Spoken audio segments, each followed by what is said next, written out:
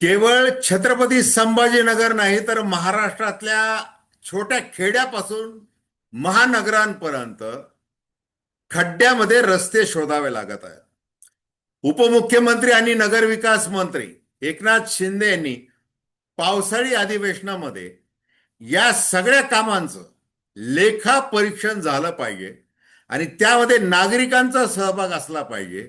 त्यासाठी एक अभ्यास गट नेमला जातोय आणि त्यासाठी तंत्रज्ञान अत्याधुनिक वापरलं जात आहे असं सांगितलं.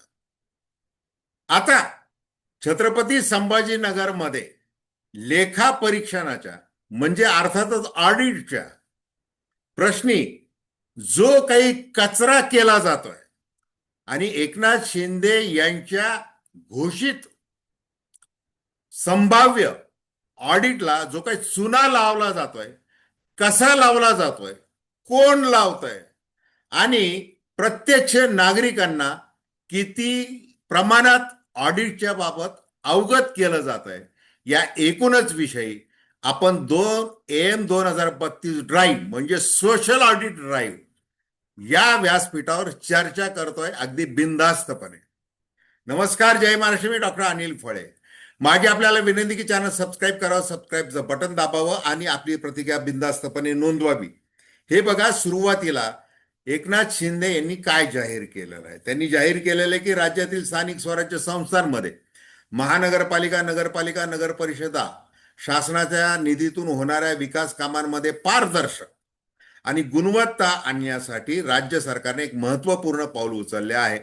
विकास कामांचे तांत्रिक आणि सामाजिक लेखापरीक्षण करण्याची कृत्रिम बुद्धिमत्ता म्हणजे AI, जिओ टॅगिंग आणि GIS मॅपिंग या अत्याधुनिक तंत्रज्ञानाचा वापर केला जाणार आहे. आता लेखापरीक्षण कसं? कृत्रिम बुद्धिमत्ता व GIS मॅपिंग कामाचा दर्जा आणि अचूकता तपासण्यासाठी AIचा वापर केला जाईल. जिओ टॅगिंग प्रत्यक्ष कामाची प्रगती आणि ते वेळेत पूर्ण होत आहे का यावर ऑनलाईन लक्ष, नागरिक आणि तज्ज्ञांचा सहभाग. यात केवळ सरकारी अधिकारीच नाही तर नागरिक, रहिवासी, संघटना, स्वयंसेवी संस्था, तांत्रिक तज्ञ, शैक्षणिक संस्था आणि लोकप्रतिनिधींचा सहभाग निश्चित केला जाईल. आता 1, 2, 3, 4 महत्वाचं आहे. त्याच्यानंतर आपण छत्रपती संभाजीनगर महानगरपालिकेमध्ये जे काय चाललेलं आहे म्हणजे महापौर समीर राजूरकर असतील, स्थायी समितीचे अनिल मकरी असतील, विरोधी पक्ष नेते असतील किंवा आयुक्त अमोल येडगे असतील किंवा सगळे नगरसेवक असतील, सगळ्या पक्षांचे काय करत आहेत त्याबद्दल बोलणार आहोत. आता हे 4 मुद्दे ऐका नीट. पारदर्शकता आणण्याकरता सध्या सुरू असलेल्या तांत्रिक व वित्तीय लेखापरीक्षण पद्धतीत अधिक सुधारणा सुचवणे. दुसरं, कृत्रिम बुद्धिमत्तेच्या आधारे अचूक लेखापरीक्षण करण्यासाठी शिफारसी करणे. तिसरं, विकास कामांचा नागरिकांना मिळणारा प्रत्यक्ष फायदा आणि त्याचा समाजावर होणारा परिणाम अभ्यासणे. चालू असलेली व प्रस्तावित विकास कामे वेळेत, गुणवत्तेसह पूर्ण व्हावीत यासाठी ठोस उपाय योजना सुचवणे. ऐकलं? आता छत्रपती संभाजीनगर महानगरपालिका. आता याच्यामधलं राजकारण बघा. म्हणजे काय आहे की युती होणार की नाही, अमुक होणार की नाही, तमुक होणार की, हे सगळं आपण पाहिलं. मग मला भारतीय जनता पार्टीचं जर तिकीट देणार नाही तर तुमची आई बहीण मी काढतो, अशा प्रकारे भाजपच्या कार्यकर्त्यांनी आपला असंतोष भर रस्त्यावर व्यक्त केलेला. आणि मग 62 नगरसेवक निवडून आले. इकडे उद्धव बाळासाहेब ठाकरे यांच्या शिवसेनेचं पानिपत झालं आणि एकनाथ शिंदे यांच्या शिवसेनेने वरचष्मा गाजवण्याचा प्रयत्न केला. एक हाती सत्ता आली भारतीय जनता पार्टी. आणि मग आता अनेक सिटी ट्रान्सफॉर्मेशन वगैरे वगैरे ते बरंच काही झालं. आता आपण कशावर बोलणार आहोत की ऑडिट संदर्भ म्हणजे स्टँडिंग कमिटी जी असते ती अत्यंत महत्वाची असते. म्हणजे महापौर पद नको एक वेळ, पण मला स्टँडिंग कमिटी पाहिजे. नाही चेअरमन तर मला निदान सदस्य करा. कारण कसं असतं, जे पाकिट जे मिळतात, जो हिस्सा मिळतो तिथे मिळतो किंवा घरी मिळतो किंवा अँटी चेंबरमध्ये मिळतो, त्यासाठी स्टँडिंग कमिटी पाहिजे. मग आता अनिल मकरी हे अतिशय चांगले कार्यकर्ते आहेत, भारतीय जनता पार्टीचे अतिशय एकनिष्ठ आहेत आणि व्यवस्थित काम करतात. मग त्यांनी अनेक मुद्दे उपस्थित केले.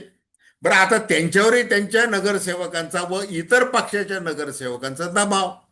मग आता काय मुद्दा आला की प्री ऑडिट करायचं का नाही, म्हणजे किती बिल दिलेलं आहे, सबमिट किती केलेलं आहे कंत्राटदाराने, ते सगळं चेक केलं पाहिजे, योग्य त्याप्रमाणे पुरवठा केलेला आहे का, कामाची प्रगती केलेली आहे का वगैरे, काय याच्या दृष्टीने मग पहिलं बिल काढायचं, दुसरं बिल काढायचं. त्यासाठी काय करावं लागतं, प्री ऑडिट करावं लागतं आणि ते लेखा अधिकारी ते करतात.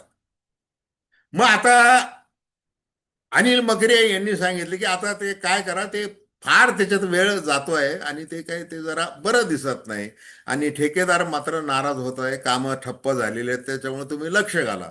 मग आपले आयुक्त नवनिर्वाचित जी श्रीकांत गेले तिकडे, विभागीय आयुक्त हे आले, अमोल येडगे तरुण आहेत, अभ्यासू आहेत, त्यांनी सांगितलं की 25 लाख ही मर्यादा, म्हणजे 25 लाखाच्या वर जे काम आहे त्याचं प्री ऑडिट हे केलं जाणारच. बाकीच्या कामांचं काय अतिरिक्त आयुक्त, मुख्य लेखापरीक्षक वगैरे ते करतील, असं सांगितलं त्यांनी. म्हणजे एक मधला मार्ग काढला, म्हणजे 25 लाखाच्या आतमध्ये, म्हणजे 15 लाख, 10 लाख वगैरे काय बिल असेल ते काय करा, प्री ऑडिट न करता काढा, असा त्याचा सरळ अर्थ झाला. आणि मोठे जे काम असतील त्याचं मात्र प्री ऑडिट होईल, असं ते एक ठरलं. आता मुळात जो लेखा परीक्षण म्हणजे तो विभाग जो आहे, अकाउंट जे आहे, ऑडिट जे आहे, याच्यामध्ये किती कर्मचारी येतो, मंजूर पद आहेत 23, आणि प्रत्यक्षात काम किती जण करतात आहे फक्त 11 जण. मग अनिल मकरे यांनी ते नजरेस आणून दिलं आणि त्याच्यावर त्यांनी आयुक्तांना सांगितलं की जरा याच्यावर काळजी घ्या, कारण ते नेमले पाहिजेत वगैरे, आता असं ते सगळं सांगितलं. आता या महापालिकेमध्ये 30 जुलैला जी बैठक झाली त्याच्यामध्ये एक महत्वाची गोष्ट नजरेला आली, ती स्टँडिंग कमिटीचे चेअरमन अनिल मकरे यांच्या काय आली, यांत्रिकी जो विभाग आहे त्याच्यामध्ये ऑडिट झालं होतं. कधी झालं होतं ऑडिट? 18 वर्षांपूर्वी, म्हणजे 2007-2008 मध्ये ते ऑडिट झालेलं आहे, त्याच्यानंतर ऑडिटर झालेलं नाही, असा आहे कारभार. आणि एकनाथ शिंदे काय म्हणतात, ते अभ्यास गट नेमला पाहिजे, कार्यवाही केली पाहिजे, अमुक केलं पाहिजे, तमुक केलं. आता मधल्या काळात निवडणुका नव्हत्या, त्याच्यामुळे प्रशासक राज होतं जी श्रीकांत यांचं. त्याच्या आधी तर होते 2007-8 पासून तर 2017-18 पर्यंत. त्या वर्षातही काही झालं नाही. 10 वर्ष सगळ्यांनी कसं आहे, सगळे आपण कसं मिळून खाऊ, व्यवस्थित खाऊ, तुम्हालाही कामं देऊ, तुमचेही कंत्राटदार सांभाळू, आमचे सांभाळू. आणि मग खड्डे बोंबलतील लोक, पेपरवाले रोज बातम्या छापतील, आत्ता जसे रोज बातम्या छापतात सगळी दैनिक तुटून पडले, जे महानगरपालिकेचं बीट सांभाळतात ते सगळे तडफदार पत्रकार रोज बातम्या छापतात. पण आम्हाला काही लाज आहे का? कारण आम्हाला लाज नाही, आम्ही ते ठरवलेलं की आम्ही लाजायचं नाही. आणि मग का लाजायचं नाही? कारण की आम्हाला आम्हाला खर्च करावा लागलेला आहे निवडून येण्यासाठी. मग आता किती खर्च करावा लागलेला आहे, प्रत्येकाचा हिशोब वेगळा आहे, ती वसुली केली पाहिजे. मग ह्या ज्या आमच्या मोठ्या टायरच्या गाड्या आहेत, आमच्या अंगावर जे सोनं आहे, आमचे बंगले छोटे छोटे बंगले होते, आता आम्ही कसे हवेल्या बांधलेल्या आहेत, त्या सांभाळायला लागणार आहे, कर्मचारी ठेवावा लागणार आहे. मग रेट वाढला पाहिजे. आता कोल्हापूरला ज्या कंत्राटदार संघटना महाराष्ट्राची, त्यांनी काय सांगितलं, किती टक्के कमिशन द्यावं लागतं, वर किती द्यावं लागतं, खाली किती द्यावं लागतं, आमदाराला किती, खासदाराला किती, अधिकाऱ्याला किती, सगळ्यांना कमिशन द्यावं लागतं, जाहीरपणे सांगितलेलं आहे. त्याच्यामुळे मी माझ्या मनाने सांगतोय असं अजिबात नाहीये. म्हणजे जवळपास 68% हे असंच जातं. मग त्याच्यामध्ये टॅक्स आला, अमुक आला, कंत्राटदाराचा 8% नफा आला आणि मग बाकीचं सगळं 54% कमिशन आलं. हे त्यांनी सांगितलेला हिशोब तो इथंही लागू आहे आणि ते दिसतंय. म्हणजे ज्या 1100 कोटींची कामं त्या स्मार्ट सिटीच्या योजनेतून झाली, त्याचं काय दिसतंय, त्याचं काय झालेलं आहे हे पहा. आता हाईट, म्हणजे या स्टँडिंग कमिटीच्या चेअरमननी सांगितलं की 200 कोटी रुपयांचं एनओसी दिलेलं आहे, ना हरकत प्रमाणपत्र. कुणाला दिलेलं आहे, कशासाठी दिलेलं आहे? आमदार खासदारांच्या निधीतल्या कामांसाठी महानगरपालिकेची काय एनओसी तिथल्या हद्दीमध्ये जे असेल, मग ते कलेक्टरकडे जातं वगैरे ते सगळं. आता 200 कोटी मध्ये ते पत्र देताना ठेकेदाराला आधी काय असतं, 10% आणून दे, मग सही, मग पत्र, आणि मग बाकीचं खेळत बस. बरं, त्यांनी एनओसी आणताना महानगरपालिकेची त्यांनी तिथं दामाजी मोजलेले असणार. बरं, ते कामं झालेच नाहीयेत. ते कामं गेल्या 3 वर्षामध्ये का काय ते म्हणतात, तर ते झालेलेच नाहीयेत काम. मग आता असं ठरवण्यात आलेलं आहे, जे काम झालेलं नाही ते आता ते जर 3 महिन्यांच्या आत जर झालं नाही, किंवा याच्या पुढचा नियम हा, तर ते काय केलं जाईल, मग ते जर झालं नाही तर ते रद्द केलं जाईल. म्हणजे आता जसं कमिशन तर खाऊन बसलेलं आहे काय. मग आता घोडे बाजार काय, अमुक काय, तमुक काय, गद्दार काय, राडा काय, अमुक काय, ते सगळं पाहिलेलं आहे. आणि ते तर छत्रपती संभाजीनगर जिल्ह्यामध्ये जास्त झालेलं आहे. कुणाचे जास्त आमदार आहेत, काय चाललेलं आहे याच्यामध्ये. हे बघा की महायुतीच म्हणून आहे, सब घोडे 12% आहे. सगळ्यांना पाहिजे असतं, त्याला कुठलाही पक्ष किंवा अपक्ष हा असा काही भेदाभेद केला जाते, वर पांगी केलं जातं. आता मूळ मुद्दा काय आहे? ज्या वेळेला लेखापरीक्षण, मग त्या किती 13,000 फायली तशाच पडलेल्या आहेत, मग त्याचं लेखापरीक्षण, ते अमुक, आणि हे सगळी याची चर्चा आलेली आहे बातम्यांमध्ये. त्या बातम्यावरून मी बोलतोय. मग आता ज्या वेळेला आम्ही M-2032 ड्राईव्ह असं सांगतोय की हे जे ऑडिट आहे हे सगळ्यांनी मिळून केलं पाहिजे. आता ते स्वतः दस्तूर खुद्द उपमुख्यमंत्री एकनाथ शिंदे यांना देखील वाटायला लागलेलं आहे, हे महाराष्ट्राचं कसं आहे थोर नशीब, आणि त्यानुसार ते झालं पाहिजे. मग आम्ही अनेक फेसबुकवर पोस्ट टाकतो, इकडं टाकतो, युट्यूबवर टाकतोय वगैरे. तर लोकांनी पुढं आलं पाहिजे. अनेक, म्हणजे ते काय CSN फर्स्ट वगैरे, हे ते अनेक सिव्हिल सोसायटीज भरपूर आहेत. त्या सगळ्यांनी एकत्र आलं पाहिजे, आणि त्यासाठी M-2032 ड्राईव्हनी काय केलेलं आहे, एक खारीचा वाटा म्हणून आपला पुढाकार घेतलेला आहे.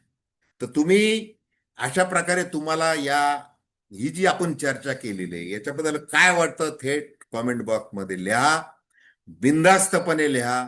आणि लोकांच्या हातामध्ये अनेक अधिकार आहेत, नागरिक म्हणून अधिकार आहेत, कर भरणारे आहेत, सगळे ते नागरिक आहेत. त्यांनी जाब विचारला पाहिजे की तुम्ही सगळा पैसा हा कुठल्या कुठल्या, चमकते एकदम मधल्या काळामध्ये कसे बोर्ड लावले, I love Aurangabad, I love Sambhajinagar, I love Chhatrapati Sambhajinagar.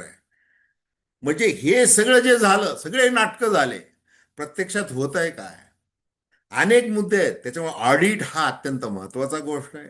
म्हणजे internal audit, department wise audit, त्याची तर वाट लागलेली आहेच, ह्या बातम्यावरून कळते छत्रपती संभाजीनगरच्या महानगरपालिकेमध्ये. मग असंच सगळ्या महाराष्ट्रातल्या महानगरपालिकेमध्ये असणार नाही का, असंच चित्र आहे थोड्या बहुत फरकाने. आणि म्हणून सोशल ऑडिट महत्वाचं आहे, एक्सटर्नल ऑडिट महत्वाचं आहे, आणि त्याच्यामध्ये नागरिकाचा सहभाग अत्यंत महत्वाचा आहे.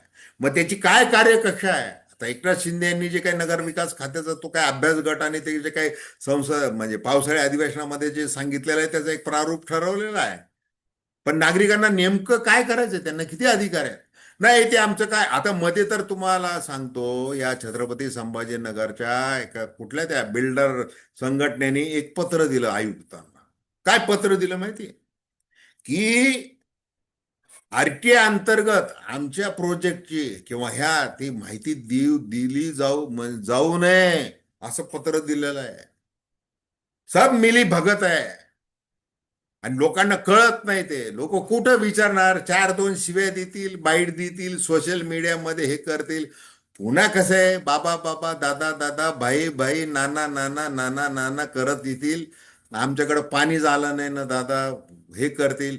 शांत आहे लोक, थंड लोक आहे, लोकांचं डोकं कसं आहे, शांत आहे. त्याच्यामुळे आपण कसं आहे, आपण जे काही आपला जो काही धनदांडगा जो काही कारभार करायचा आहे, लोकप्रतिनिधी म्हणून आपल्याला जे कर्तव्य पार पाडायचं आहे, आपण ते कसं व्यवस्थितपणे पार पाडत राहू, मस्तपैकी भाषणं देऊ, छान करू, महाराष्ट्राचा विकास करू, छत्रपती संभाजीनगर 2047चा विकास आराखडा मांडू, सगळं आपण कसं व्यवस्थित करू, अशी त्यांची भावना आहे. त्याच्यामुळे सोशल ऑडिटला अत्यंत महत्वाचं आहे.